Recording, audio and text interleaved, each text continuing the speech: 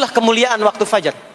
Jadi Allah sendiri yang menyampaikan, bukan cuma sholat yang penting, semua bacaannya itu langsung didengar, langsung direspon, langsung dipersaksikan.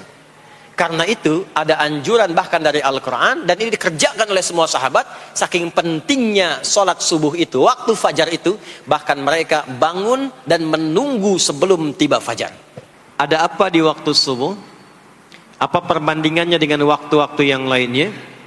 Mengapa sebagian nama yang disematkan di dalam ibadah di waktu-waktu itu justru tidak sama dengan nama waktunya, tapi disebutkan dengan nama-nama yang berbeda? Zuhur kenapa dengan zuhur tidak nahar? Asar kenapa disebut asar tidak masa? Subuh kenapa disebut subuh dan ada dua nama dengan fajar? Ya, kenapa namanya dua? Itu yang coba kita hadirkan di pertemuan kajian kali ini.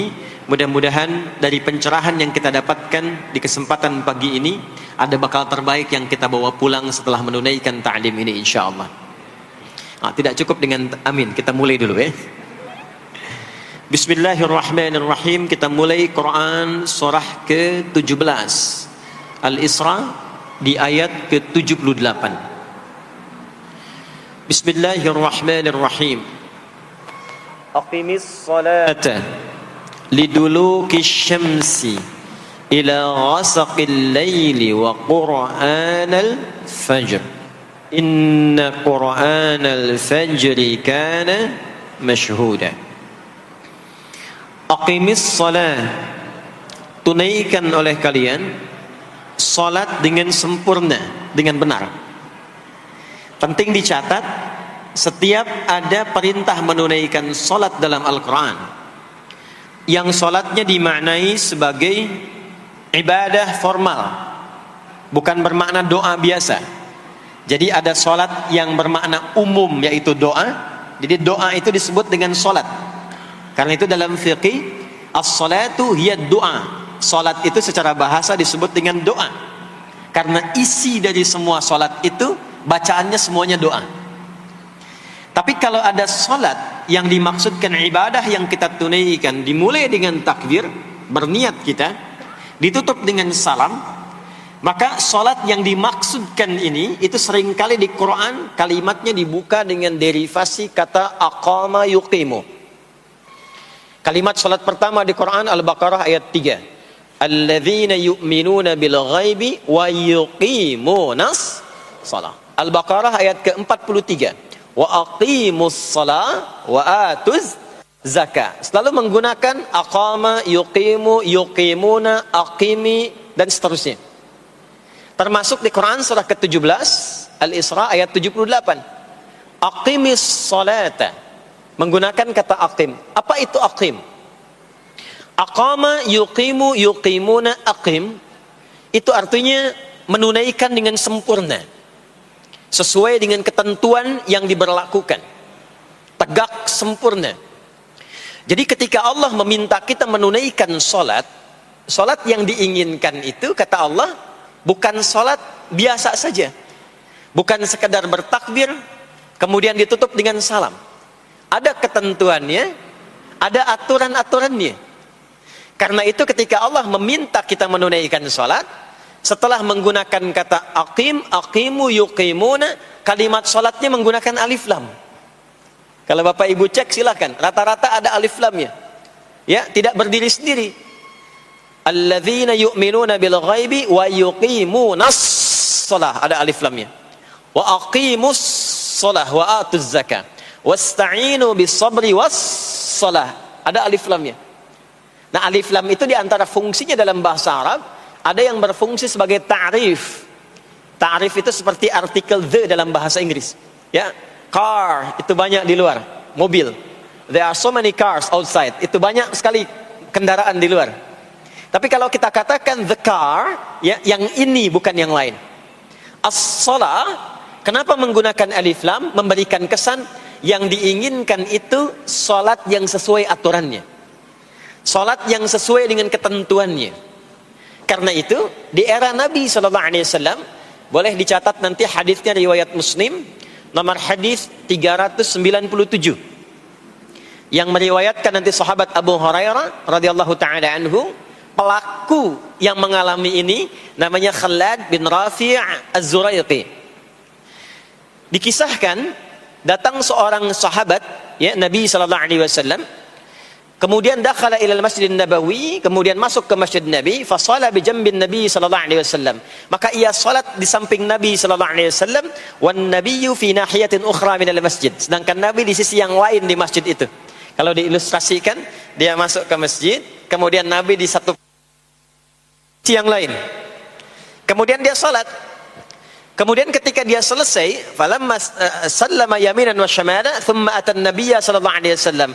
Ketika dia salam ke kanan dan ke kiri, lalu mendatangi Nabi sallallahu alaihi wasallam. Faqala, dia berkata, "Assalamu alayka ya Rasulullah." Ya, assalamu alayka ya Rasulullah. Kata Nabi, "Wa alaikassalam wa rahmatullah. Irji' shalli fa innaka lam tusalli." Kata Nabi, "Wa alaikassalam wa rahmatullah." Kamu salat lagi karena engkau belum salat. Padahal sudah salam.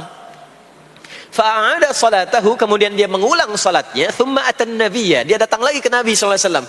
Dia berkata, "Assalamu alayka ya Rasulullah." Dijawab dengan jawaban yang sama. Kata Nabi, "Wa alaikassalam wa rahmatullah. Irji' salli fa innaka lam tusalli." Kamu balik lagi salat karena engkau belum salat. Padahal sudah salam.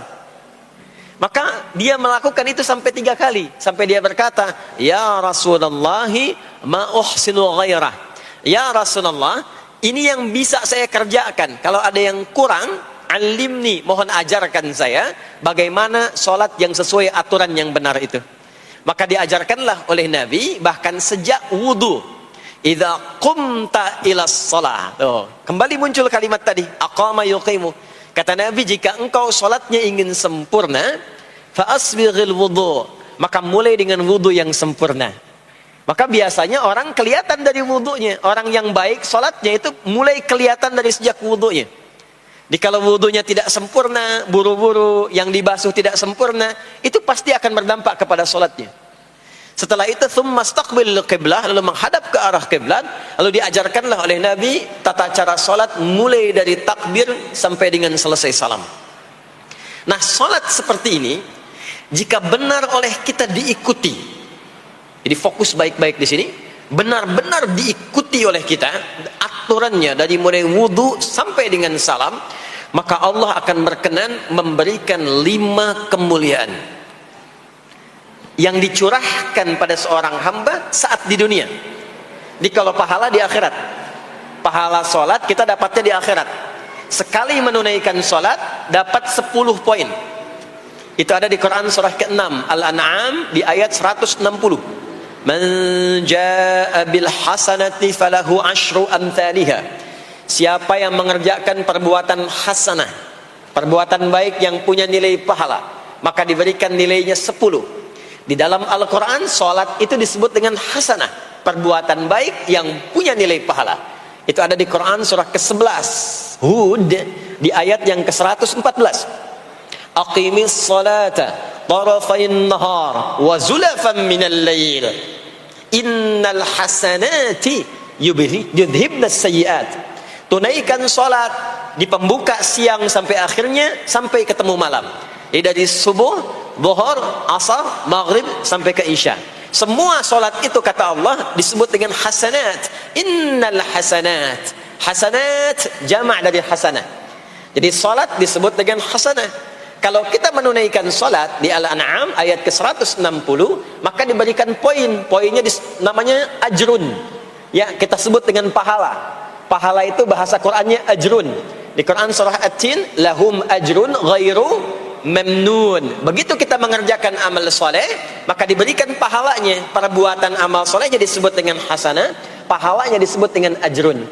10 itu ngitungnya bukan begini, bukan 1, 2, 3, 4, itu terlalu sedikit. Di hadis Muslim, ukuran 1 keduanya 500 tahun, 2 ketiganya 500 tahun, 3 keempatnya 500 tahun.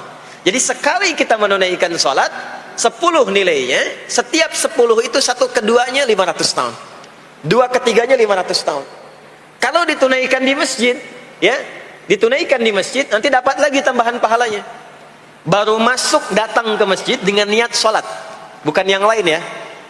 Kan ada orang yang kadang ke masjid niatnya tidak sempurna ibadah, mungkin janjian ketemu teman, ya, akhi, bro, ketemuan yuk, ya. Di mana? Di Pondok Indah aja, sambil sholat zuhur. Sambil sholat zuhur, jadi sholatnya sambil, ya, nyambi itu, ya. Substansinya mau ketemu kan, agenda intinya ketemuan sambil sholat zuhur.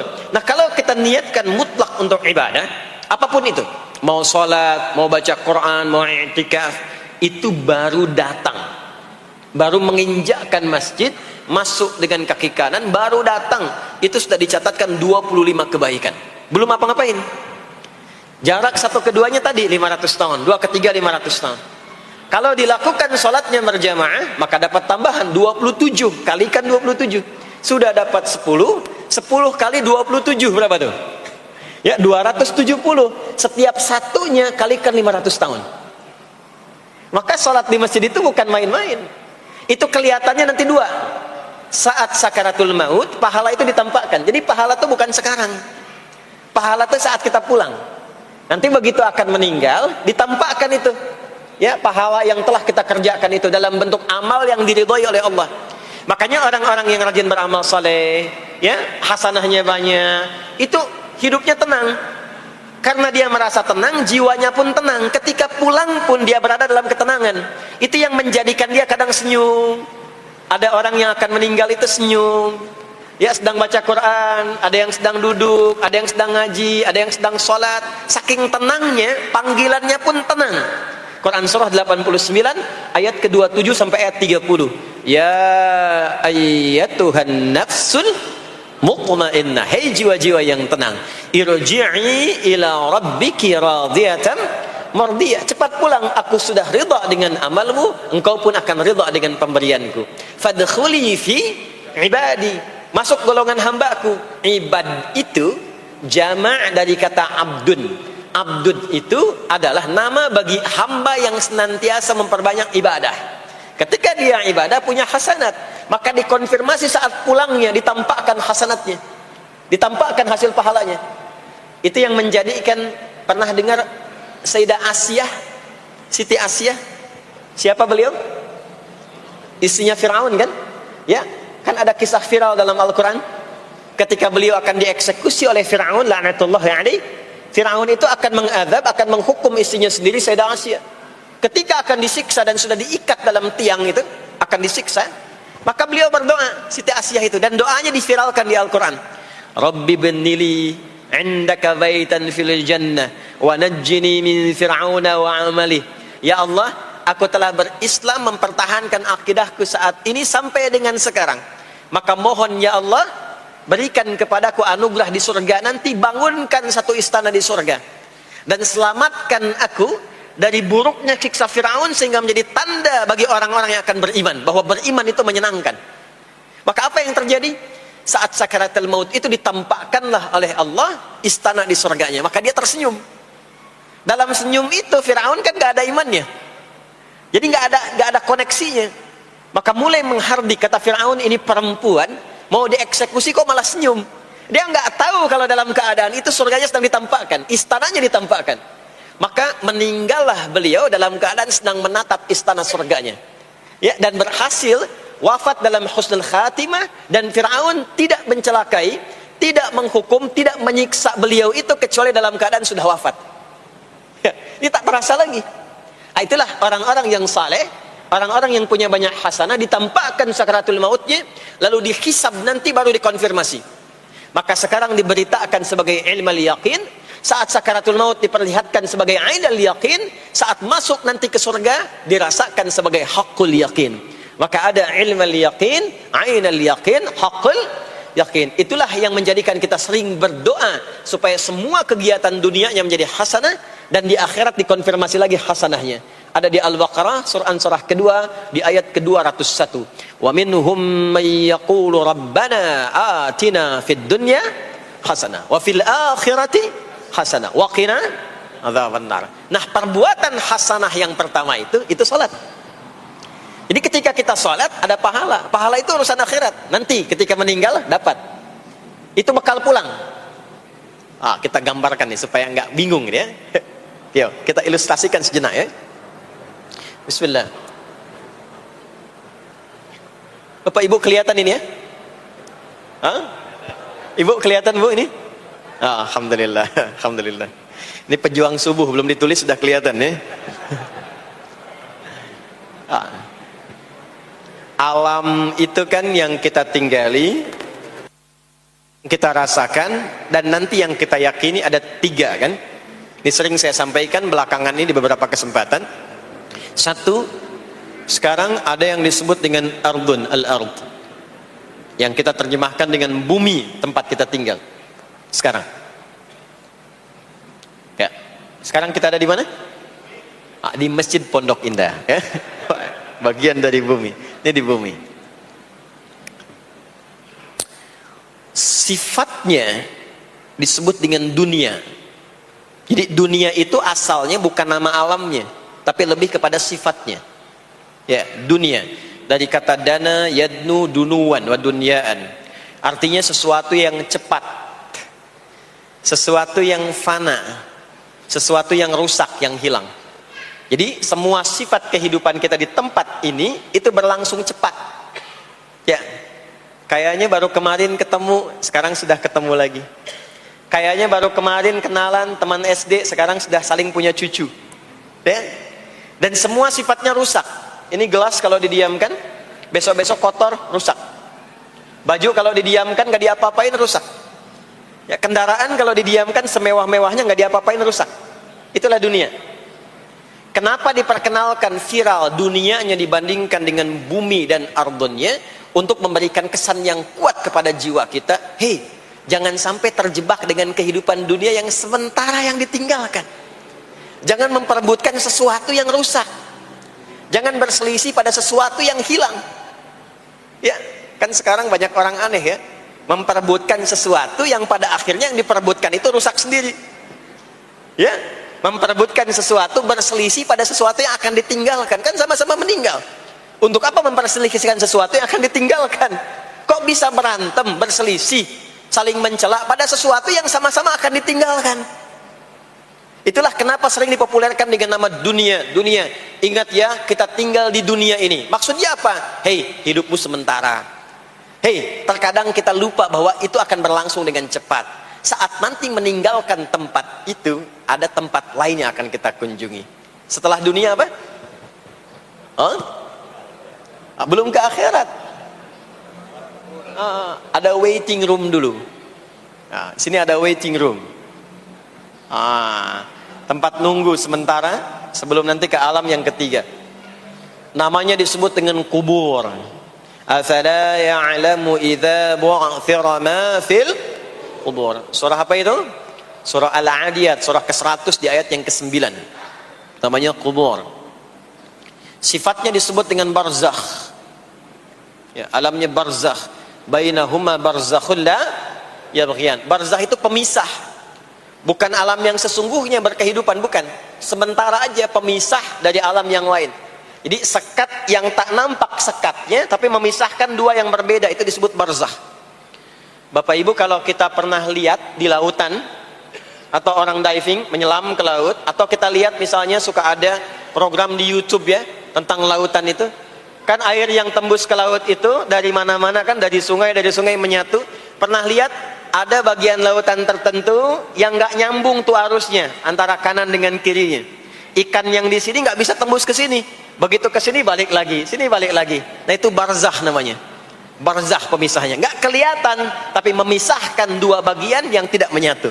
Bainahuma barzakhul la yabghiyan. Alam ini kenapa disebut barzakh? Karena dia memisahkan antara kehidupan di bumi dengan sifat dunia, dengan kehidupan di alam yang ketiga namanya akhirat. Akhirat. Kalau sudah ada taknya, ada akhir, ada akhirat. Kalau sudah ada taknya di ujung, itu artinya ujung sesuatu yang gak ada awal lagi setelah itu. Ya sudah berakhir di situ. Ya. Di kalau di sini meninggal, masuk ke sini. Di sini selesai, ke sini ke akhirat. Tapi kalau di akhirat ini ujungnya gak ada meninggal lagi. Ya, gak ada wafat lagi, gak ada meninggal lagi. Jadi nggak usah update status kalau di sini, statusnya akan abadi. Kalau di sini masih berpindah-pindah. Ya, mau status apapun dunia akan ditinggalkan. Begitu selesai pindah ke sini. Di sini mulai sama. Yang pejabat, yang pengusaha, pebisnis, ya, yang diplomat, yang macam-macam sampai ke sini mulai sama. Almarhum. Nanti bedanya dihisab, begitu sampai sini statusnya akan diraih sesuai dengan amalan yang ada di sini. Nah, mohon izin, mohon maaf, kalau di sini yang semua kita kerjakan, aktivitas kita disebut dengan amal, pekerjaan kita yang melahirkan bekal itu, ya, maka tuntutannya cuma satu, amal saleh. Pastikan semua amal perbuatan yang kita kerjakan soleh. Soleh itu artinya dipandang baik oleh Allah, singkatnya begitu. Kalau makan dengan cara yang soleh, yang Allah senangi. Minum, minum yang soleh. Berpakaian, berpakaian yang soleh. Bekerja, bekerja yang soleh. Maksudnya kalau Anda cari pekerjaan, cari yang dibenarkan oleh Allah. Jangan bekerja dengan korupsi, jangan bekerja dengan cara menyogok, jangan bekerja dengan mempopulerkan riba misalnya. Kalau makan, makan yang soleh, jangan makan yang haram, jangan makan hasil dari pencurian. Itu namanya soleh. Kalau kita kerjakan semua aktivitas kita, pekerjaan semuanya soleh, maka tadi dia akan punya nilai. Nilai itu yang disebut dengan hasanah. Ya. Hasanah ini punya poin. Poinnya yang disebut dengan ajrun, yang kita kenal dengan pahala, yang tadi saya terangkan. Nah ini hasanah, ajrun. Hasanah ini yang ikut ke alam kubur nanti. Yang ininya tidak amalnya. Contoh gampangnya begini, saya tunjukkan. Ini ada minuman, ya. Minum itu kan aktivitas standar, amal standar untuk menghilangkan haus. Siapapun bisa minum, mau yang beriman, mau yang belum beriman. Saya sering katakan belum beriman dengan harapan sama-sama beriman sebelum wafat, ya, itu adabnya. Maka bagaimana cara minum ini supaya menjadi soleh?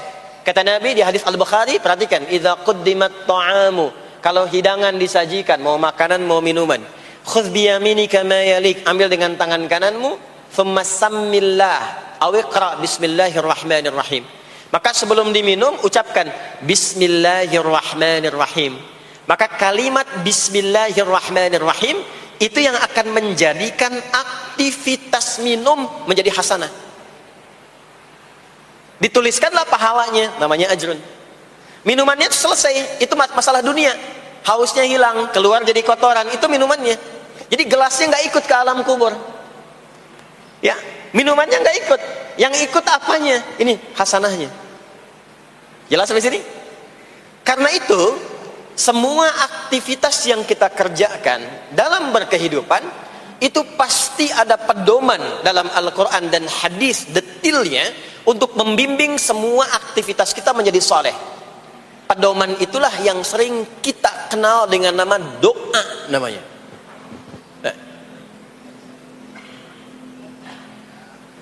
Silahkan Bapak Ibu cek, tidak ada satu pun di dalam Islam aktivitas yang dikerjakan kecuali bersanding dengan doa di dalamnya.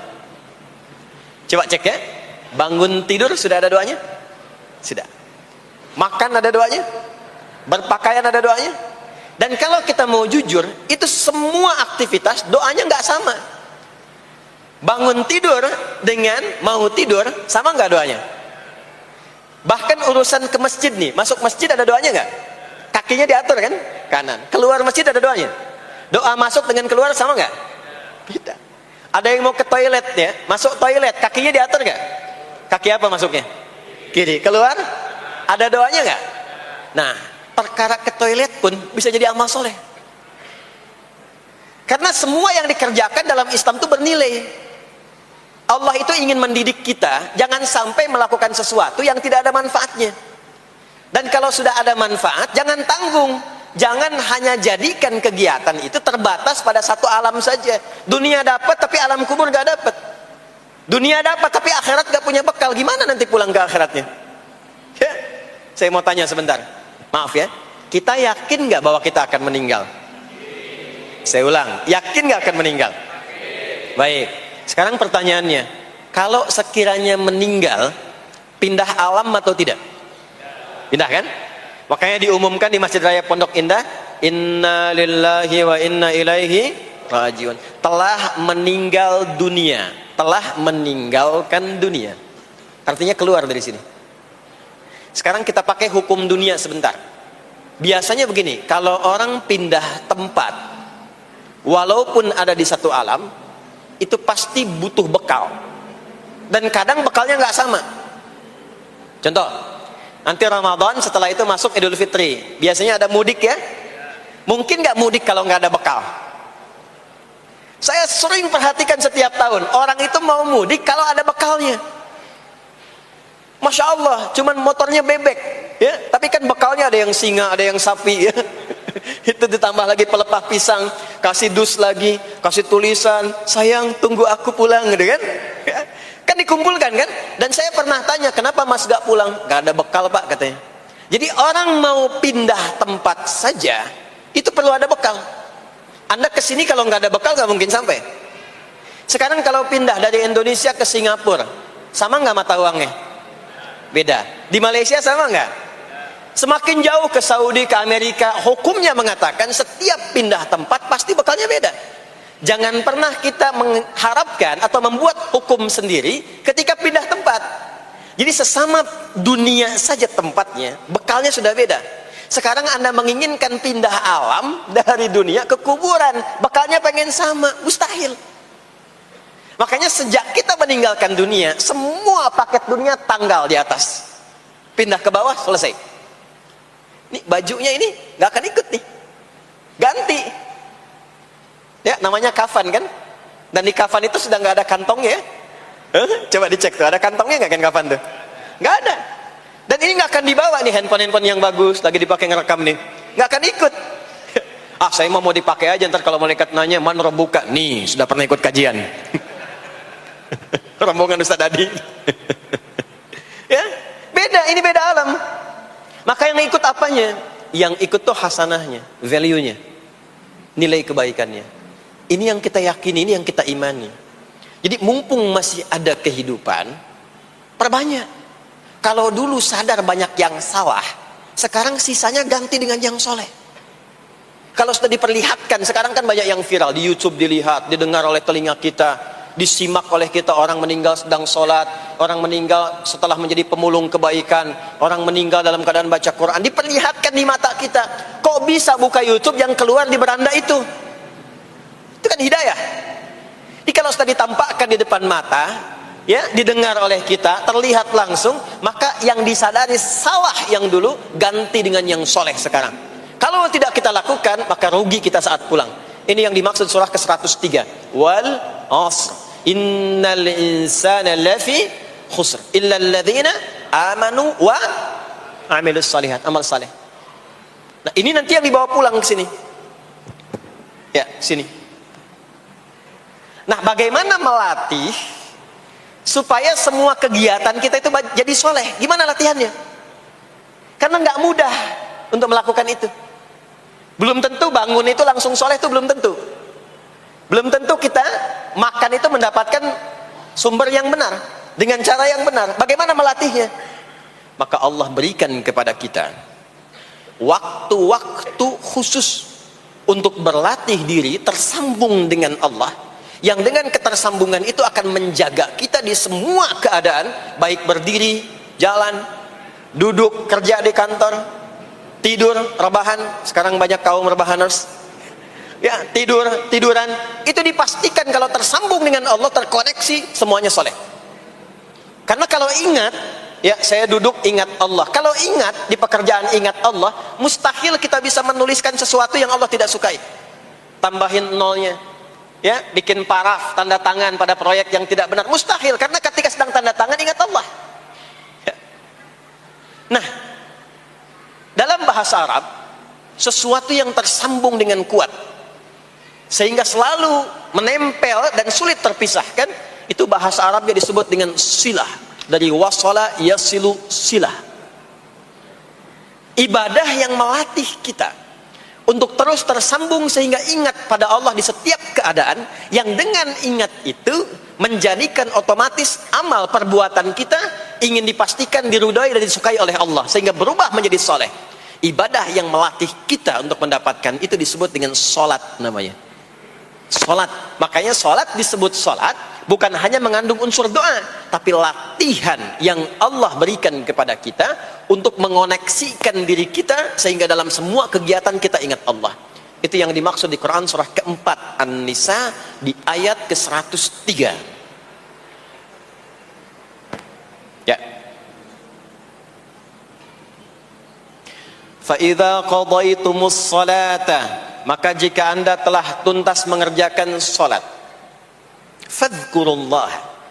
Ciri orang yang berhasil salatnya adalah dia mampu mengoneksikan dirinya dengan Allah.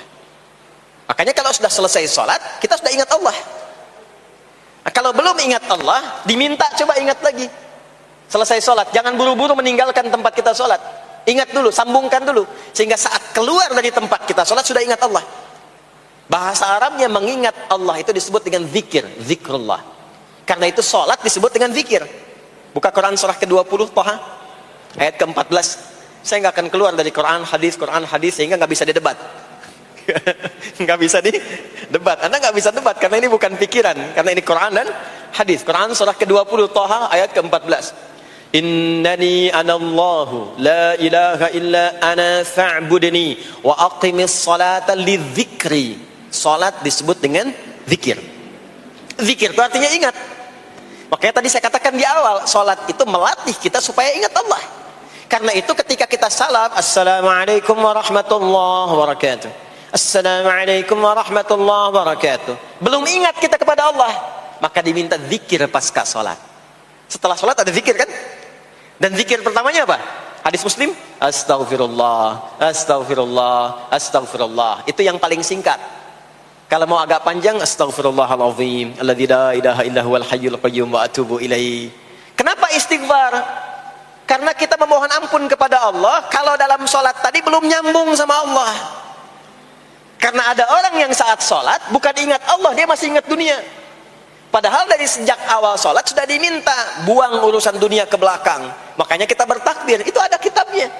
Asrarus shalah, nadharat fi ma'anis shalah. Ketika Anda mulai bertakbir, takbir begini, Allahu Akbar. Kenapa mengangkat tangan gini salah satunya? Di antara maknanya, buang urusan dunia ke belakang. Pasrahkan dirimu kepada Allah. Kalau sholatnya ingin khusyuk, jangan bawa urusan dunia ke dalam sholat. Buang. Yang menjadikan seseorang kurang khusyuk begitu takbir, dunia masih dibawa.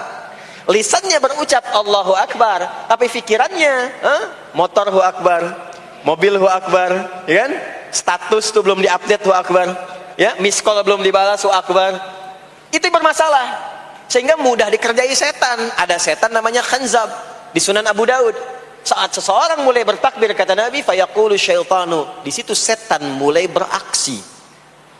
Sebelum takbir kita dibikin fokus. Anda silahkan praktekkan. Kalau mau sholat rasanya fokus. Tapi mulai bertakbir Allahu Akbar, setan mulai beraksi kata Nabi. Udhkur kata, udhkur kata. Ingat ini, ingat itu. Hatta la yash'ural musalli kamra'atan yusalli, sampai ada orang salat yang tidak sadar berapa rakaat sedang menunaikan salatnya. Subuh berapa rakaat tadi? 2 diucapkan, tapi ketika dipraktekkan ada yang 3. Ada yang 1. Ya, ada yang begitu. Ada, tapi di hati saya gitu ya. Nah ini. Makanya setelah kita salat, salam, assalamualaikum, assalamualaikum, itu kita mencoba menyempurnakan dengan apa? Istighfar dulu. Kalau tadi ada yang belum tersambung. Setelah itu apa? Kita sambungkan Allahumma antas salam, subhanallah, alhamdulillah, Allahu Akbar. Makanya dilatih 33 kali. Sekali belum nyambung, 2 kali. 2 kali belum nyambung, 3 kali. 3 kali belum ingat, 4 kali. Masa iya sih sampai 33 kali belum ingat juga? Bapak nama siapa? Joni. Siapa Pak? Joni. Siapa Pak? Joni. Siapa Pak? Apa enggak dengar saya Joni? Itu baru 3 kali. Ini kita 33 kali menyebutkan subhanallah. Masa enggak nyambung juga? Alhamdulillah 33 kali. Masa enggak syukur juga? Dilatih. Kalau sudah terkoneksi, inilah dia. Fadhkurullaha qiyama. Bangun dari salat, bangkit. Selesai salat, mau kerja, mau kemanapun, ingat Allah. Jadi nggak ada istilahnya keluar masjid tertukar sendal, tuh nggak ada. Ada di sini yang tertukar sendal? Banyak. Insya Allah tidak ya. Kalau Kalau ingat Allah tuh nggak mungkin tertukar. Jadi begitu Anda akan menggunakan yang punya orang lain, sadar tuh, astagfirullah, Allah mengawasi, bukan punya saya walaupun mirip. Ya, walaupun mirip. Ya, pakai yang punya kita, itu akan diarahkan. Tapi kalau nggak ingat ada yang mengawasi, nggak ingat ada yang lihat, nggak ingat akan dihisab. Mana ya tadi? Oh, ini dia, masya Allah, lupa saya. Pakai masya Allah lah gitu. Dia pakai yang paling bagus tuh. Pulang dia, padahal dia ke masjid tuh nggak pakai sendal. Pekerjaan juga begitu, nggak akan sembarangan ngambil yang bukan haknya, kerjakan proyek yang tidak benar. Demi Allah, kalau di Indonesia ini mestinya benar semua sholatnya, makmur. Wah, para polisi itu tenang tugasnya gitu, ya. Tentara juga nyaman, di pekerjaan tuh nggak usah ada CCTV, ya, nggak usah ada e-tilang, nggak usah ada kamera di jalan, gitu kan? Ini karena kenapa? Latihannya nggak maksimal. Ini pentingnya sholat tuh itu. Jadi semua menjadi amal soleh, semua jadi amal soleh. Begitu ingat Allah, maka berdiri ingat Allah, jalan ingat Allah, duduk ingat Allah, berbaring pun ingat Allah. Kalau sudah ingat Allah, pasti disebut nama Allah. Ini yang dimaksud hadis Nabi. Qala Rasulullah sallallahu alaihi wasallam, kullu amrin dhi balin la yubda'u fihi bi bismillahirrahmanirrahim fahuwa abtar. Setiap perbuatan yang baik yang dibenarkan oleh hati setiap hamba, lalu diikutkan bismillahirrahmanirrahim. Enggak mungkin orang nyebut bismillahirrahmanirrahim kalau enggak ingat Allah. Minum, bismillahirrahmanirrahim. Makan, bismillahirrahmanirrahim. Bekerja, bismillahirrahmanirrahim. Itu ketika dikerjakan langsung jadi hasanah. 10 poin. Ada pahalanya. Dan jangan dianggap ringan ya. Ini kalimat ringan tapi menentukan saat pulang, saat meninggal nanti. Nah, kalau enggak disebutkan bismillahirrahmanirrahim atau tidak bacakan doa yang menyertainya, maka jadi dunia saja, solehnya hilang, tinggal amalnya. Dibalasnya di dunia, akhiratnya nggak ada. Itu yang dimaksud Quran surah ke-25 Al-Furqan ayat 23. Wa qadimna ila ma 'amilu min 'amalin faj'alnahu haba'an manthura. Kalau ada orang berbuat baik di dunia tapi tidak disertakan niat akhirat, kami balas dunianya. Anda kerja belasan tahun, puluhan tahun untuk dunia aja, dapat gaji, dapat benefit, dapat penghargaan. Ada yang juara, ada yang dapat bintang, champion, ya, ada yang promosi jabatan, tapi niatnya untuk dunia. Allah adil, kata Allah, kerja keras dia untuk dunia, saya balas dengan balasan dunia. Tapi kalau diniatkan akhirat, dunia dapat, akhiratnya pun dapat. Kan kerjanya sama, etosnya sama, di tempat yang sama. Kita niatkan akhirat, gak ada ruginya. Begitu meninggal, dapat. Beruntungnya dan bersyukurnya kita sebagai muslim, kita itu lengkap informasinya. Urusan kubur ada informasinya, akhirat ada informasinya. Silahkan komparasikan dengan informasi dan sumber manapun. Ditemukan nggak yang informasi detail seputar kubur, seputar hisab, seputar kiamat, seputar surga, seputar neraka? Cuma di Islam. Itu yang kita syukuri, supaya kita siap-siap. Bukan sekedar dibaca. Baca ada pahalanya, tapi siap-siap ada konsekuensi kebaikannya. Ini balik ke sini. Karena itu saya katakan dari awal, pertama Bapak Ibu sekalian, sholat itu menjadi ibadah paling pokok karena dia akan mengantarkan kita pada konektivitas yang kuat dengan Allah Subhanahu wa taala. Ini poinnya. Kalau sudah nyambung dengan Allah, bukan cuma jadi amal soleh. Orang-orang yang tersambung dengan Allah di semua aktivitas kehidupannya, maka akan mendapat jaminan langsung dari Allah Subhanahu wa taala yang memudahkan semua urusan hidupnya. Mudah sukses, mudah bahagia, mudah tenang. Semua kemudahan yang kita raih dalam konteks kebahagiaan, ketenangan, kesuksesan itu kalau digabungkan semua maknanya, berubah katanya menjadi falah. Apa namanya? Falah. Falah itu bahagia, sukses, nyaman. Kalau dibuka kamus English Arabic misalnya, falah itu bahasa Inggrisnya success and happiness. Bukan cuma bahagia, bahagia dan sukses. Bukan cuma sukses, karena ada orang sukses belum tentu bahagia. Saya sering tanya yang ini nih, dan biasanya para ibu yang juara menjawabnya itu. Ya, pilih mana? Kaya tapi gelisah, atau miskin tapi tenang? Miskin tapi tenang. Sukses tapi gelisah, ya, atau miskin tapi tenang? Sukses tapi tenang, ya. Sukses dan bahagia. Nah, sukses dan bahagia itu bahasa Arabnya falah. Ini poinnya. Falah. Sekarang coba kita dengar baik-baik. Cek telinganya masih ada nggak tuh? Cek telinga masih ada nggak? Setiap hari, di setiap pergantian waktu dalam sehari, pergantian waktu sehari itu ada 5. Dari mulai subuh, ke siang, zuhur, ke sore, asar, mau habis sore menjelang malam, maghrib, muncul malam, isya. Itu setiap hari 5 kali berganti waktu diperdengarkan oleh Allah. Hambaku, kamu harus bahagia. Hambaku, kamu harus sukses. Apapun pekerjaanmu, sukses. Apapun aktivitasmu, harus bahagia, harus senang, harus tenang. Falah. Kuncinya apa? Salat. Diperdengarkanlah hayya 'alas shalah. Diperdengarkan di telinga kita. Telinga bahasa Arabnya udhun, jamaknya adzan. Maka kalimat yang diperdengarkan 5 kali sehari itu disebut dengan adzan. Dan satu-satunya lafaz yang diperdengarkan 24 jam di muka bumi ini tak pernah berhenti. Makanya setiap tempat terjadi perbedaan waktu sholat. Ya, di sini tadi subuhnya jam berapa? 4.13, 12, 49, 4.10. Terjadi perbedaan pendapat tentang waktu subuh. Ya, ini menandakan bahwa bukan dari tempat yang sama. Saya di Bekasi tadi 49, 4:09, sini 4.13. Jadi setiap detik, setiap menit, ini adzan, sana adzan, ini adzan, sana adzan, terus bersautan. Dan kalau kita dengarkan sedunia itu dari beda waktu, 24 jam diperdengarkan. Hayya 'alas shalah, ayo salat. Kenapa mesti salat ya Allah? Hayya 'alal falah. Dengar tuh baik-baik kata Allah. Salat akan mengantarkan engkau pada kebahagiaan. Salat mendekatkan engkau pada kesuksesan. Salat mengantarkan engkau pada kedamaian. Makanya kalau orang salat pasti tenang hatinya. Kalau nggak percaya silakan. Salat itu diantara manfaatnya mendatangkan ketenangan. Salat mendatangkan kesuksesan.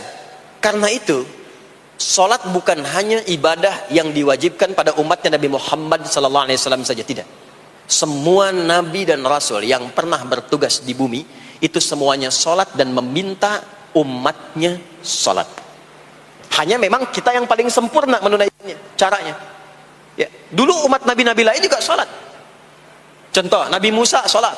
Nanti diviralkan di Quran surah ke-20 Thaha ayat 14. Nabi Isa alaihi salam yang paling dekat ke Nabi Muhammad 600 tahun sebelum Nabi lahir, itu salat. Beliau salat. Diviralkan di Quran surah 19 Maryam ayat 31 sampai 33. Ya, sampai ke 33-nya wa ja'alani mubarakan aina ma kuntu wa awsani bis shalah. Salat. Siapa lagi? Nabi Zakaria. Nabi Zakaria itu kapan beliau mendapatkan berita gembira akan punya anak? Saat salat.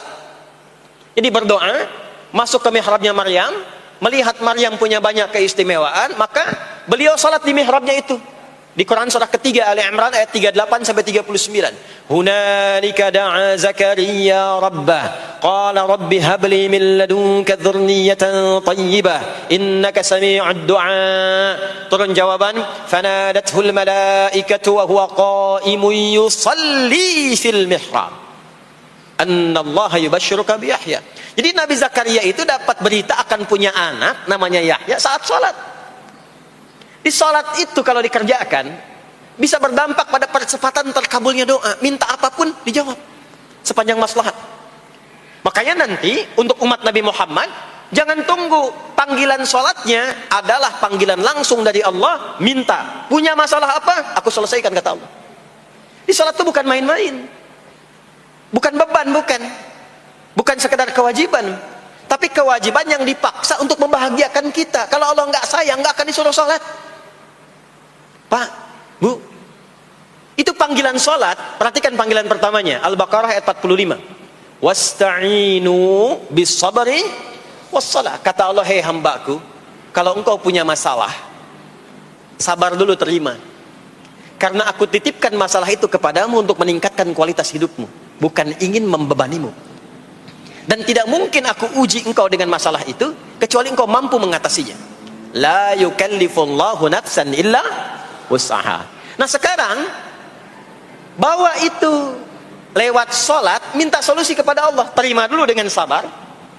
Setelah itu belajar untuk meningkatkan kualitas hidup, dan bawa lewat sholat, minta solusi.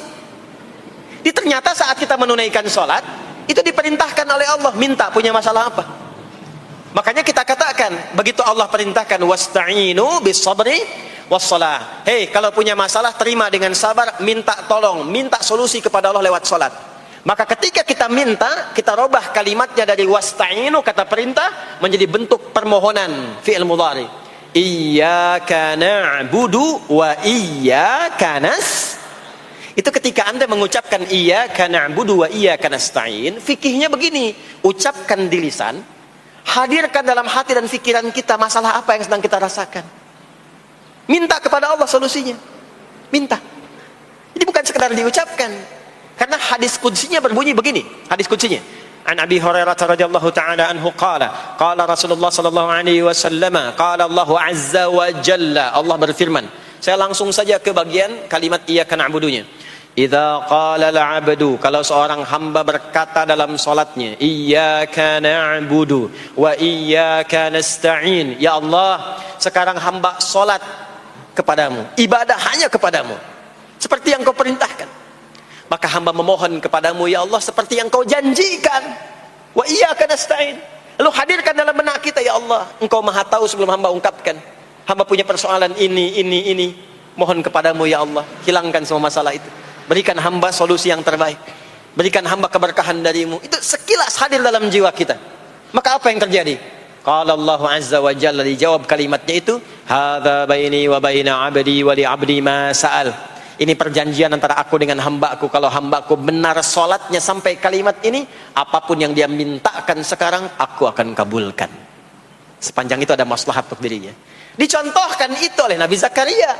Beliau itu minta saat berdiri, Pak, bukan saat sujud. Dimulai dari berdiri. Nanti akumulasinya saat sujud. Itu berdiri aja kalau benar mintanya dikabulkan. Tidak menunggu selesai sholat. Dan ada fikihnya, nggak sembarangan, ada fikihnya nanti. Ada fikihnya, ya, ada tuntunannya. Poinnya adalah sholat itu solusi. Makanya jangankan Nabi yang tadi saya sebutkan, Nabi Ismail, itu saking pentingnya sholat, wasiat beliau yang diviralkan di Al-Quran untuk semua keluarganya, sholat. Ada di Quran surah 19 Maryam ayat 55. Wa kana ya'muru ahlahu bis salah. Kata Allah, dan tercatat Ismail itu pernah berwasiat meminta semua keluarganya, hei, sholat. Jadi kalau kita mau urut sampai ke atas, semua sholat.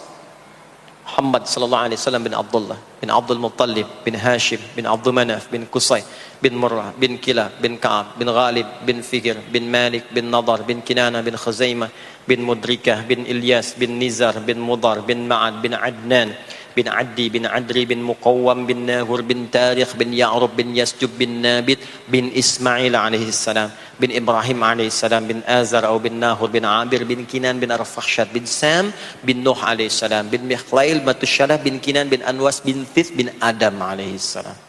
Semua salat. Coba ulangi itu. Semua salat. Para nabi salat, para rasul salat. Anda bukan nabi, bukan rasul, nggak mau sholat dan pengen mudah hidupnya, pengen masuk surga Firdaus lagi, Anda sehat. Jadi ini pentingnya sholat itu bukan cuma kewajiban, tapi diwajibkan, dipaksa dengan wajib itu supaya bahagia, supaya falah. Makanya kalau ada panggilan azan, cara memahaminya ini falah. Oh, ini solusi saya di sini nih, kebahagiaan saya ada di sini, kesuksesan saya ada di sini. Ya, makanya ketika dipanggil oleh muadzin, hayya 'alas shalah, labbaik, siap saya. Di sini. Ini poinnya. Nah, saya sambungkan kembali, ya. Ketika seseorang dilatih lewat salat dan sudah mulai tersambung dengan Allah Subhanahu wa taala, maksudnya ingat Allah, tertatalah semua aktivitasnya. Maka berubahlah lewat salat ini, lewat latihan ini, semua kegiatannya berubah, didorong menjadi amal soleh. Karena itu, setiap orang yang sholatnya benar, yang pertama dianugerahkan oleh Allah kepada orang sholat itu bukan dunia, tapi perubahan perilakunya menjadi lebih baik. Jadi bukan kaya dulu, ya. Abdurrahman bin Auf tuh hijrah masuk Islam, dilatih sholat, malah hartanya hilang semua, dirampas. Tapi setelah itu jadi apa? Jadi orang paling kaya, ya. Abu Bakar As-Siddiq, Utsman bin Affan, Umar bin Khattab, pertama kali masuk Islam kan latihannya sholat. Apakah langsung kaya? Jadi pemimpin? Jadi diplomat? Amr bin As bisa ekspedisi dari Afrika Utara sampai ke Syam, tidak. Yang diberikan apa? Perubahan perilaku dulu, dihilangkan sifat-sifat buruknya, dijaga dengan kemuliaan. Jadi dua sumber yang menjadikan manusia itu buruk dalam nafsunya itu ada dua. Di nafsu itu nanti punya dorongan untuk mengarahkan kepada yang buruk, namanya fujur. Lawannya nanti takwa. Lawannya takwa. Di Quran surah Asy-Syams surah 91 ayat 7 sampai 10, wa nafsi wa ma sawaha fa alhamaha fujuraha wa taqwaha. Nah, fujur itu nanti yang membisikkan, mengarahkan kepada hal-hal yang negatif. Itu yang ditunggangi oleh setan. Setan memberikan was-was itu ke nafsu, ke fujurnya. Alladzi yuwaswisu fi sudur. Di dalam sudur ada qalbu, di dalam qalbu ada nafas, di dalam nafas ada fujur. Fujur itu yang digoda. Maka keluarlah kemudian dua hal. Yang pertama ada yang disebut dengan fahsya. Fahsya itu dorongan dari syahwat untuk berbuat yang menyimpang. Pornografi, porno aksi, LGBT, kata-kata jorok itu fahsya. Nanti temannya adalah mungkar. Mungkar itu keburukan yang diingkari, ditolak oleh hati, sumbernya nafsu perut dan akal. Mencuri itu mungkar, merampok itu mungkar, korupsi, membunuh, menipu itu mungkar. Jadi sumber keburukan itu cuma dua. Kalau bukan fahsya itu mungkar. Orang yang sholatnya benar, maka parameternya itu, ukuran pertama kali dia dapatkan adalah ditutupnya oleh Allah, dijaganya oleh Allah keadaan nafsunya, sehingga dia tidak dikontrol oleh perbuatan fahsya dan mungkarnya. Maka aktiflah sinyal takwanya. Takwa itu lawan nafsu. Makanya nanti kaitan takwa dengan nafsu sama-sama disebutkan. Nafsu 115 kali, takwa yang terkait fungsi nafsu 115 kali. Takwa digembosi, ya, awas, diwaswasi oleh setan, setan disebutkan 88 kali. Takwa disupport oleh malaikat. Malaikat di Quran disebutkan 88 kali. Ini bukan ilmu tak-atik, hitung sendiri aja kalau mau. Itu menarik tuh. Karena sama, kalau Anda mendengar suara adzan, kan ada bisikan kan? Cepat, sudah adzan, siap-siap. Itu malaikat tuh. Tapi begitu selesai adzan, la ilaha illallah, tenang, baru adzan, belum qomat. Itu setan. Terus dua-duanya tuh, ya, memberikan bisikan, yang satu mensupport dan seterusnya. Yang paling menarik adalah kalau sholat kita benar, maka sinyal takwa aktif. Makanya amalan takwa pertama itu sholat. Setelah beriman, amalan takwa pertama sholat. Al-Baqarah ayat 2 dan 3. Dzalikal kitabu la raiba fi hudal lil muttaqin. Siapa muttaqin, orang takwa di situ? Ayat 3-nya, alladzina yu'minuna bil ghaibi wa yuqimunas sholat. Jadi kalau sholatnya aktif, takwanya aktif, sinyalnya aktif, sinyal itu yang akan menutup fahsya dan mungkar. Maka turunlah Quran surah ke-29 ayat ke-45. Utslu ma uhiya ilaika minal kitabi wa aqimis shalah. Kita hafal tengahnya, innas salata tanha 'anil fahsya'i wal munkar. Maka kalau orang sholat tidak akan berbuat fahsya, tidak ada lagi yang melambai laki-laki. Allah, nggak ada. Laki-laki yang laki-laki, perempuan-perempuan. Nggak ada lagi tontonan-tontonan pornografi. Yang jorok-jorok, yang kotor-kotor. Nggak ada lagi kata-kata kotor di lisan itu. Karena lisannya dilatih untuk mengucapkan yang baik-baik. Allah, sami'allahu liman hamidah, subhanallah, alhamdulillah, Allahu akbar. Makanya pasca sholat tuh berubah. Maaf ya, Allah tidak memberikan kepada Nabi Muhammad SAW tongkatnya Nabi Musa, mukjizatnya Nabi Isa, apalagi Nabi Ibrahim dan selainnya. Tapi Allah turunkan Al-Quran kepada Nabi Muhammad SAW, lalu dipraktekkan Quran itu pertama lewat sholat. Anda tahu apa yang terjadi? Nabi Muhammad itu diutus oleh Allah dalam lingkup masyarakat yang sangat terbelakang dan hatam kriminal. Jadi kriminalnya bukan dikerjakan, hatam. Dan nyaris tidak kenal kebaikan, makanya disebut dengan jahiliyah. Kalau Bapak Ibu tanya di zaman Nabi, ya maaf, ada pezina? Bukan cuman ada, hatam, perfeksionis zinanya. Membunuh itu, ya, mabuk, Mabuk, ada orang mabuk kekinian di zaman jahiliyah, pemabuk amatir itu 5 kali sehari mabuknya. Yang amatir. Jadi kalau baru mabuk sekali, 2 kali itu coba-coba. Amatir itu 5 kali. Pembegal. Ya, sekarang kita dengar berita ada begal ini itu. Ah, jahiliyah itu sekampung begal semua. Kampung Gifar. Tapi Allah menghendaki Rasulullah latih lewat salat. Apa yang terjadi? Berubah jahiliyah itu, berubah menjadi khairu ummah. Umat terbaik yang paling teladan, yang menginspirasi, yang pernah berkehidupan di bumi. Sampai persaksiannya dari Allah langsung turun Quran surah ketiga Ali Imran ayat 110. Kuntum khaira ummatin ukhrijat linnas. Jadi kalau ada orang dermawan, itu yang paling dermawan. Kalau ada orang sabar, itu yang paling sabar. Kalau ada pasar yang paling ideal, itu yang paling bagus. Berubah itu. Ya. Kenal Abu Dzar Al-Ghifari? Ayo kenal. Enggak. Abu Dzar Al-Ghifari itu nama aslinya Jundub bin Junadah. Di antara pemimpin begal di zamannya. Dari kota Ghifar. Ghifar itu kampung begal asalnya. Ya, hamukumullah. Masuk Islam. Datang ke Mekah. Bertemu dengan Rasulullah. Begitu masuk Islam, kata Jundub bin Junadah, ya Rasulullah, ausini au kama qala. Berikan saya nasihat. Kata Nabi, pulang sekarang. Kata beliau, enggak, saya mau umumkan keislaman saya depan Ka'bah. Kata Nabi, jangan lakukan. Sekarang orang masih belum tahu tentang Islam, nanti marah kamu dipukuli.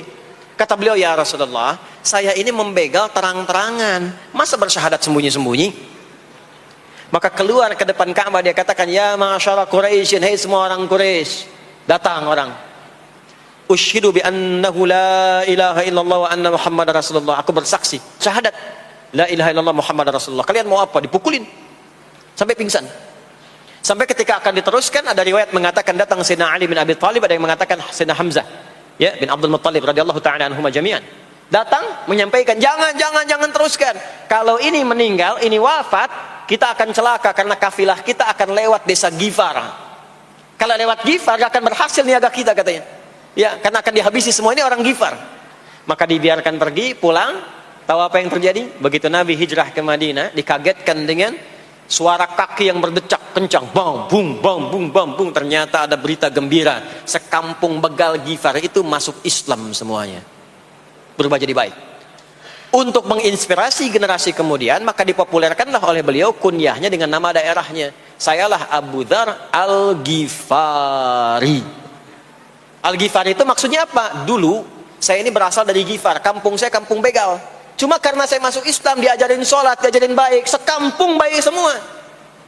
Ya. Makanya orang-orang Arab setelah itu, bahkan non-Arab, kalau datang memperkenalkan daerahnya. Imam Al-Bukhari, itu nama aslinya bukan Al-Bukhari. Nama aslinya Muhammad. Punya bapak namanya Ismail, punya kakek namanya Ibrahim, kakek buyutnya Al-Bughirah, yang buyutnya Al-Bardizbah. Tinggal di kecamatan Ju'fah, Kabupaten Bukhara, Provinsi Khorasan, sekarang negaranya Uzbekistan. Karena berasal dari Bukhara, datanglah beliau kemudian ke Arab, sekarang ke Jazirah, ke Mekah, ke Madinah, memperkenalkan, saya bukan orang Arab, saya dari Bukhara. Rumusnya tambah alif lam di depannya, ujungnya tutup dengan i. Al-Bukhari, saya dari Bukhara. Diperkenalkan, maksudnya apa? Islam sudah masuk ke tempat saya, orang-orangnya sudah baik, orang-orangnya sudah khusyuk. Itu memperkenalkan. Orang tua kita Syekh Yasin dari Padang, maka diperkenalkan Syekh Yasin Al-Padangi. Syekh Ahmad Khatib dari Minangkabau, Syekh Ahmad Khatib Al-Minangkabawi. Syekh Abdul Somad dari Palembang, Syekh Abdul Somad Al-Palembangi. Syekh Nawawi dari Banten, Syekh Nawawi Al-Bantani. Ya, nanti ada Pak Ghafur dari Pondok Indah, ya, Masjid Raya Pondok Indah, datang ke Mekah umrah haji. Ana Ghafur Al-Masjid Raya Al-Pondok Indahi gitu. Itulah salat. Salat. Jadi salat itu merubah keadaan kita lebih baik. Itulah sebabnya kenapa 5 waktu. Karena Allah inginkan di setiap waktu kita jadi orang baik. Di setiap waktu kita bahagia. Setiap waktu selesai persoalan. Datang masalah subuh, ya, antara subuh ke zuhur kan ada masalah tuh. Gak mungkin ada orang dari subuh ke zuhur gak punya masalah tuh, gak mungkin. Tuh wajahnya udah kelihatan tuh. Ya, makanya kita datang ya menghadap kepada Allah, minta diselesaikan, minta diberikan taufik, sujud kita. Diberikanlah solusi. Zuhur ke asar ada masalah, datang saat asar. Asar ke maghrib punya masalah, datang. Makanya semua ulama dulu seperti itu. Al-Bukhari itu menuliskan kitab sahihnya itu 16 tahun. Setiap satu hadis akan ditulis, salat dulu. Salat dulu. Begitu tenang, nyaman, baru tuliskan. 16 tahun. Itulah sholat. Nah, dari sekian waktu yang 5 kali itu, ada waktu yang spesial. Waktu spesial inilah yang ingin saya bahas, yang tadi disampaikan dalam pengantar sambutan. Jadi ini inti yang mau saya katakan. Ini barusan muqaddimah tuh. Barusan muqaddimah. Baik. Kan kita sholat berapa kali sehari? Kita hitung. 1, subuh. 2, zuhur. 3, keempat, yang kelima, isya. Berapa jumlah rakaatnya? 17. Baik ya. Itu nomor telepon untuk koneksinya. Koneksi kita dengan Allah nomornya catat ya. 24434. Ya. Kalau ditanya berapa nomor koneksi dengan Allah? 24434. Subuh 2, zuhur 4, asar 4, maghrib 3, isya 4. 5 waktu kan? Baik. Di 5 waktu ini kita dijaga, diinginkan menjadi hamba yang baik, bahagia, nggak lekat dengan masalah, tuntas semua. Saking sayangnya Allah sama kita. Kalau nggak sayang nggak disuruh sholat. Itulah sebabnya ketika diperintahkan menunaikan waktu sholat, diberikanlah gambaran waktunya. Tapi yang jadi persoalan kita sekarang yang akan dibahas, di antara sekian waktu itu ada waktu-waktu yang spesial.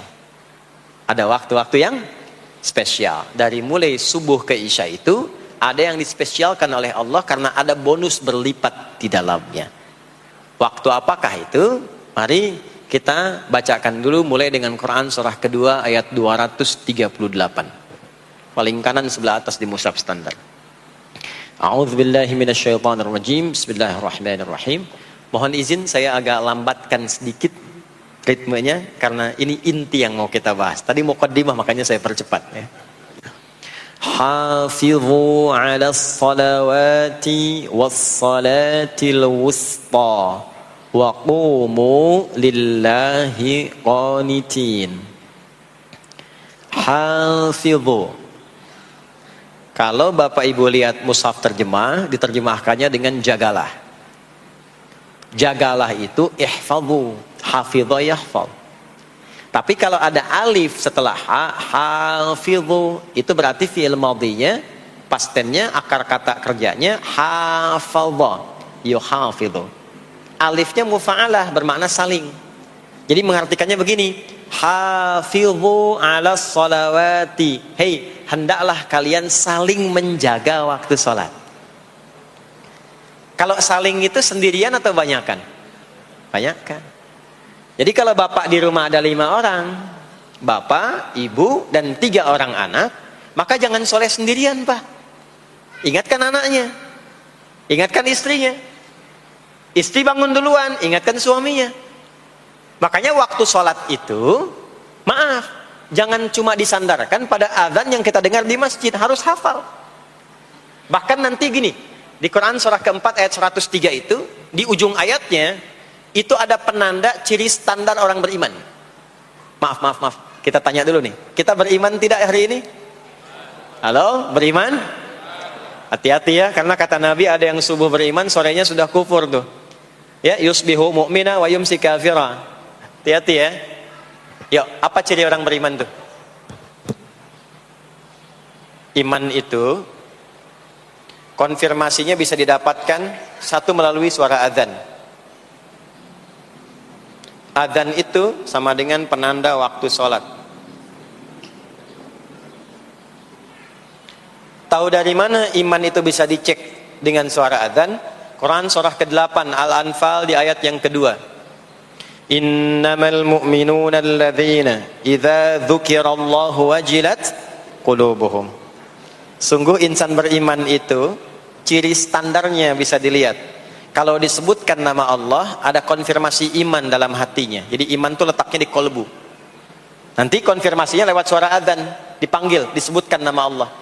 Makanya disebutkan nama Allah 5 kali dalam sehari untuk mengecek iman ada nggak dari subuh sampai isya. Ya, Allahu Akbar, Allahu Akbar. Ada getaran di hati kita, sudah azan. Nah, itulah iman. Itulah iman. Makanya orang yang punya iman dengan yang belum punya iman akan beda getarannya. Ini hanya dimiliki oleh orang yang punya iman saja. Yang belum punya iman nggak bisa, nggak punya itu. Allahu Akbar, Allahu Akbar. Surah apaan nih? Toanya kencang banget, ya. Tapi kalau orang beriman, Allahu Akbar, Allahu Akbar, ya Allah sudah azan. Itu konfirmasi itu. Nanti semakin tinggi imannya, bahkan ada yang orang sudah menunggu sebelum tiba waktunya. Tadi subuh jam 4 lewat 13 di sini. Ada yang nunggu dari jam 3. Padahal belum dipanggil.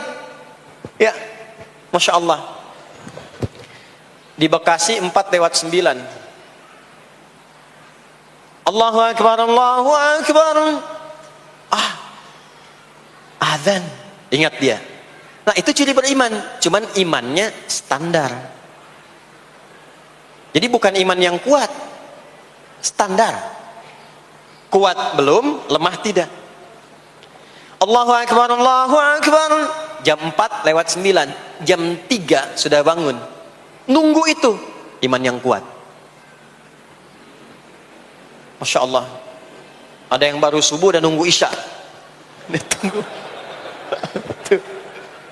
Kuat. Ada yang sudah qomat, sudah la ilaha illallah, belum kepanggil, dipanggil 4 lewat 9, dia baru bangun jam 9 lewat 4.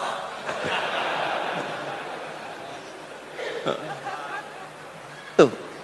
Nah, ini iman lemah. Di bawah. Ciri standar, karena dipanggil ingat, maka ciri standar orang beriman itu tahu waktu sholat. Harus tahu Pak, Bu. Itu standarnya. Itu ada di Quran surah keempat, di akhir ayat 103. Inna salata kanat 'alal mu'minina kitaban mawquta. Kalau pakai terjemah balaghah itu bunyinya begini, sungguh orang beriman itu pasti tahu waktu sholat. Nah, jadi kalau ditanya jam berapa zuhur nanti belum bisa kita jawab dengan sempurna, itu artinya apa? Imannya belum naik itu ke level standar, belum menguat. Ya, ini poinnya. Nanti kapan waktu sholat itu tiba? Kalau ada yang belum ingat, jangan dibiarkan tidak ingat. Makanya kata Al-Quran, saling menjaga ya waktu sholat itu.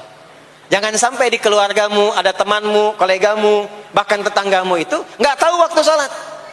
Bahkan nggak sholat, itu bahaya. Kalau memang sayang sama anak, ingatkan. Sayang istri dengan suami, ingatkan. Tanda istri beriman yang cinta dengan suaminya, tanda pertamanya ketika mengingatkan suaminya pada semua hal yang disukai oleh Allah. Begitu sebaliknya. Maka kata Al-Quran, hafidhu, saling menjaga waktu sholat. Disebutkan di situ alas sholawat. Bentuknya begini. Tulisannya alif, lam, waw, alif, ta maftuha begini. Alas. Begini tulisannya. Karena nanti ada yang begini, ada yang begini. As-sholat, ada yang begini. Biar saja, enggak usah. Ada yang begini, ta marbutah. Seperti Al-Baqarah ayat 3, alladzina yu'minuna bil ghaibi wa yuqimunas shalah. Begini tulisannya. Ada yang begini. As-salat pakai alif ta gini. Tapi di Al-Baqarah ayat 238 tulisannya begini. Alas salawati, taknya terbuka. Secara singkat begini, secara singkat. Kalau tulisannya begini, maka yang dimaksud salat fardu. Yang dimaksud salat apa? Salat fardu. Salat fardu itu ada berapa? 5 waktu. Maka kata Allah, hei, saling jaga ya. Waktu salat yang fardu itu yang 5 waktu. Di antara yang 5 itu ada yang spesial. Was-salatil wusta. Waktu yang pertengahan. Tengah-tengah. Di antara 5 waktu itu. Yuk kita tuliskan dulu sebentar. Sebentar. Salat ada salat apa saja?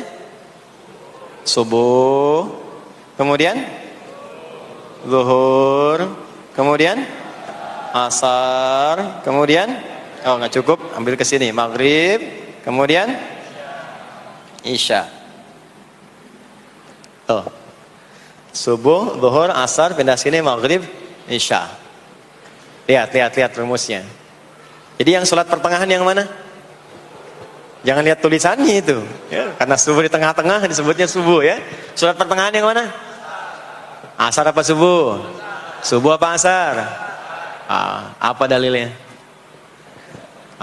Kita pakai dalil. Nah, sholat pertengahan itu disebutkan oleh Nabi itu ada dua. Ada subuh dan asar. Qala Rasulullah sallallahu alaihi wasallam yata'aqabuna fiikum malaikatul laili wa malaikatun nahari fi salatil asri wa fi salatil fajri. Berebut semua malaikat yang bertugas di siang dan malam, berebut membersamai kita. Kalau berebut itu artinya kalau ada yang berdoa diaminkan, kalau ada yang mohon ampun diistighfarkan oleh malaikat. Jadi malaikatnya minta kepada Allah, ya Allah ampuni si fulan, ya Allah ampuni si fulan, ya Allah si fulan, dan seterusnya sampai selesai. Itu khusus di salat asar dan salat subuh. Sampai kemudian thumma yas'aduna ila sama', kemudian mereka para malaikat itu kembali bertugas masing-masing, lalu Allah mengonfirmasi kepada mereka untuk menunjukkan kebenaran tugas malaikat yang tidak bermaksiat. Allah Maha tahu tentang hambanya, Maha tahu. Tapi Allah ingin menunjukkan kepada kita apa yang benar dari lisan malaikat itu, yang enggak pernah berdusta.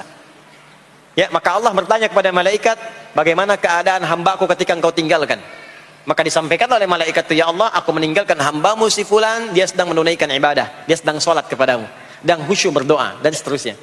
Maka apa jawabannya? Saksikanlah, ketika malaikat menyampaikan sedang ibadah, maka turun bonus dari Allah untuk mengampuni dosa si hamba itu. Itulah manfaatnya waktu pertengahan. Waktunya disebutkan di hadis ini asar dan subuh. Antara asar dan subuh itu masih ada yang unggul, ada yang istimewa lagi. Apa yang istimewa? Antara asar dan subuh yang istimewa terletak di subuhnya. Jadi dari 5 waktu ini, yang pertengahan asar dan subuh, karena amal di bawah ditunjukkan untuk mendapatkan penilaian langsung dari Allah seketika dan memberikan jawaban dari apa yang kita inginkan, asar dan subuh. Tapi dibandingkan asar dengan subuh, bila keduanya dibandingkan, dua-duanya mulia. Maka subuh punya kemuliaan yang tidak dimiliki oleh asar. Ya, makanya nanti asar bisa bertemu dengan zuhur, masih ada jama, masih ada qasar. Maghrib ketemu isya, masih ada jama, ada qasar. Ya, tapi subuh nggak bisa dijama, nggak bisa dikosor. Ya. Makanya subuh letaknya jauh, ke isya jauh, ke zuhur jauh. Ya, saya mau jamaah, ya jama antara isya dengan subuh biar nanti bangunnya sekalian gitu, nggak bisa. Ya, maghrib masih bisa dijama dengan isya, isya dikosor dari 4 jadi 2. Maghrib nggak bisa dikosor karena 3 nggak mungkin jadi 1,5. Ya. Zuhur udah 2, masa mau dikurangin lagi? Subuh udah 2, nggak mungkin dikurangi lagi. Maka dari itu subuh menyendiri-sendiri. Nah, ada apa kemuliaan di subuh itu? Maka turunlah Quran surah ke-17 ayat 78 yang tadi saya bacakan di awal. Aqimis salata liduluki syamsi ila ghasaqil lail. Sampai sini zuhur sampai isya. Duluki syamsi tergelincir matahari itu zuhur. Sampai ghasaqil lail tiba malam itu isya. Lalu ditutup ujungnya wa qur'anal fajr. Khusus untuk subuh itu ditambahkan selain sholat ada bahasa Quran di Quran sendiri. Khusus untuk subuh redaksinya ditambahkan dengan Quran. Apa itu Quran? Halo? Apa itu Quran? Kalau tidak tahu cepat katakan wallahu a'lam. Apa itu Quran? Wallahu a'lam. Ada Quran, ada Al-Quran. Ada Quran, ada Al-Quran. Kalau yang disebut Al-Quran itu mutlak firman Allah. Dari mulai Al-Fatihah sampai An-Nas. Ini yang terdapat di dalam mushaf ini, di 2 jilid ini. Ya, itu Al-Quran. Kalau disebutkan Quran tanpa alif lam, maka yang dimaksudkan bacaan secara umum. Apakah itu Al-Quran, doa, istighfar, semua bacaan itu Quran. Kemuliaan sholat subuh itu dimulai sejak waktu fajar, matahari mulai keluar sinarnya untuk membelah gelapnya malam, itu sinarnya disebut dengan fajar. Nanti subuhnya saya terangkan di akhir. Sinarnya dibelah, membelah kegelapan malam, fajar shadiq. Maka pada saat itu bukan hanya sholatnya yang punya keistimewaan seperti sholat asar tadi, tapi semua bacaannya langsung dijawab seketika oleh Allah Subhanahu wa ta'ala. Dipersaksikan oleh seluruh malaikat dan dijawab langsung oleh Allah Subhanahu wa taala. Jadi kalau Anda berdoa, maaf, doanya lebih cepat terkabul kalau dipanjatkan dengan cara yang benar dan khusyuk. Kalau Anda istighfar, langsung dijawab.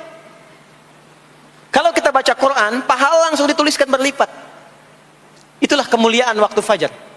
Jadi Allah sendiri yang menyampaikan, bukan cuma sholat yang penting, semua bacaannya itu langsung didengar, langsung direspon, langsung dipersaksikan. Karena itu ada anjuran bahkan dari Al-Quran, dan ini dikerjakan oleh semua sahabat, saking pentingnya sholat subuh itu, waktu fajar itu, bahkan mereka bangun dan menunggu sebelum tiba fajar. Maka disitulah muncul kemudian tahajud. Maka muncullah kemudian istighfar sebelum waktu subuh. Ya, ada amalan, ini saya mau kasih rahasia ya. Tapi tolong jaga, ini antara kita saja di sini. Ya, rahasia. Ada waktu sebelum subuh. Cuman 15 sampai 20 menit kurang lebih. Ingat ya, kalau dikonversi sekitar 15 sampai 20 menit waktunya.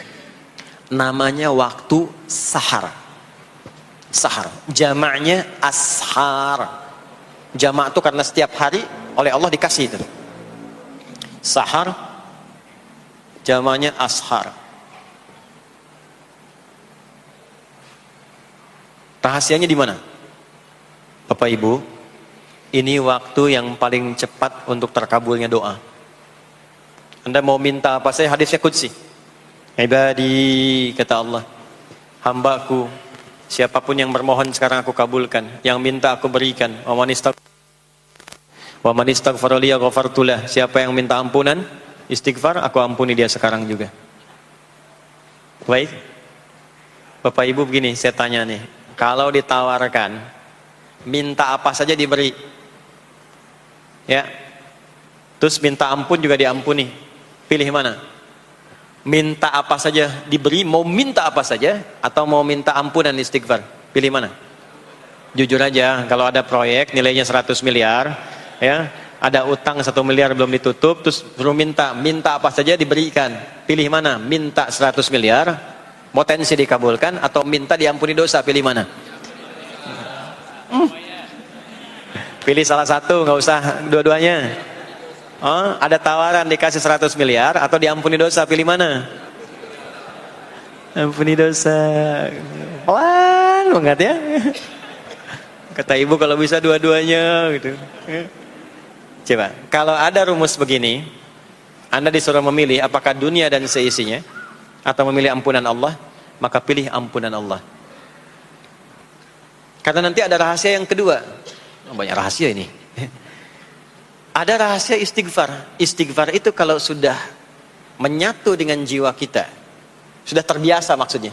Biasa istighfar, dan jadi karakter, jadi kebiasaan. Bukan hanya pasca sholat, di mobil istighfar, di kantor masuk istighfar, sudah kebawa, udah refleks itu. Faidah keutamaan untuk orang yang rajin istighfar itu ada dua. Satu, diampuni dosanya oleh Allah, yang cirinya nanti akan dijaga dari maksiat. Ya, bukan maksum, karena maksum itu untuk para nabi. Untuk para nabi dan rasul. Manusia nggak ada yang maksum selain nabi dan rasul. Maksudnya apa? Diberikan petunjuk oleh Allah untuk menjaga diri. Sehingga ketika dosanya diampuni, dia nggak berbuat dosa itu lagi. Mata biasa melihat yang tidak baik. Tobat, diampuni dosa mata itu, cirinya adalah mata nggak senang lihat yang nggak baik lagi. Itu dosa mata diampuni. Ciri tobat diterima. Maka istighfar itu menggugurkan dosa-dosa dan menjaga kita dari perbuatan salah. Yang kedua, orang yang sudah terbiasa beristighfar, itu doa cepat dikabulkan, bahkan sebelum ia memintanya dan memohonkannya. Di sebelum melafazkannya, itu bisa terjadi Allah sudah mengabulkannya. Itulah kemuliaan istighfar. Nah, orang-orang yang istighfar, menunggu waktu datangnya fajar, itu mendapatkan kemuliaan langsung dari Allah, sampai dikatakan di Al-Quran, disebutkan sebagai orang-orang yang akan menghuni taman surga, yang sekarang sedang beraktivitas di dunia. Itu ada di Quran surah ke-51 ayat 15 sampai 18. Yang istighfarnya di ayat 18. Ya, jaminan surganya ayat 15, 16, 17-nya tentang tahajud. Innal muttaqina fi jannatin wa 'uyun. akhidhina ma atahum rabbuhum innahum kanu qabla dhalika muhsinin. 17-nya, kanu qalilan minal laili ma yahja'un. Bahkan nunggu waktu sahar, nunggu subuh, tahajud dulu. Kemudian 18-nya, wabil ashari hum yastaghfirun. Istighfar. Sampailah tiba dia waktu fajar subuh. Ya. Itu selesai dia istighfar, dapat kesempatan subuh, salat dulu 2 rakaat. Itu saking tingginya waktu itu, nilainya kata Nabi melebihi dunia dan seisinya. Masya Allah. Makanya muncul kemudian sabda Nabi, raka'atul fajri khairum minad dunya wa ma fiha. 2 rakaat subuh ini daripada dunia dan seisinya. Itu asalnya di sini. Jadi memang subuh itu masih diperjuangkan. Dan subuh itu generatornya, kalau subuh sudah bisa konsisten, yang lainnya ikut. Subuh itu kalau sudah konsisten, subuh ke masjid jamaah subuh jamaah, bangun tahajud, istiqamah, istighfar. Itu kalau subuhnya sudah bagus, yang lainnya ikut. Ya. Makanya ada kaum yang sekarang sangat khawatir jumlah orang Islam kalau sholat subuh itu seperti sholat Jumat, sangat takut itu. Ya, ada ini viral kisahnya, saya nggak ceritakan pun Anda bisa dengar. Ya, jadi ada golongan orang Yahudi yang selalu mengamati jamaah sholat subuh umat Islam. Dan dia melihat, ya, ketika mulai ramai, dia mulai katakan, kenapa Anda selalu mengamati itu? Ya, sebab kami lihat kalau jumlah jamaah subuhnya sudah seperti sholat Jumat, itulah kemakmuran, kebangkitan dan kebaikan umat Islam akan tumbuh kembali. Jadi akan berpengaruh kepada yang lainnya. Itulah mudah-mudahan kegiatan perjuangan subuh, ya, ada pejuang subuh baik di Masjid Raya Pondok Indah, di masjid-masjid yang lainnya, memberikan keberkahan kepada kita, dan puncaknya adalah perubahan pada perilaku. Jadi kalau cuma berjuang datang subuh tapi tidak merubah perilaku, ada yang salah dengan itu semua. Ada yang tidak tepat, ada yang belum sempurna. Itu yang bisa kita sampaikan sebagai kajian pembuka kita di kesempatan kali ini. Mudah-mudahan ada manfaat yang bisa kita dapatkan. Kesimpulannya adalah salat adalah inti amalan kita yang bisa merubah alur kehidupan kita dunia dan akhirat. Salat kunci kebahagiaan, salat kunci kesuksesan, salat kunci datangnya rahmat Allah Subhanahu wa taala. 2, Allah meminta kita menunaikan salat 5 kali dalam sehari untuk memudahkan semua urusan kita di setiap waktu dalam sehari itu. Dan yang ketiga, di antara sekian 5 waktu itu ada waktu-waktu yang istimewa, yaitu asar, dan yang paling istimewa adalah subuh ataupun fajar. Mudah-mudahan kita bisa konsisten menunaikan dan menjaga waktu salat itu sampai kita pulang kepada Allah dalam keadaan husnul khatimah.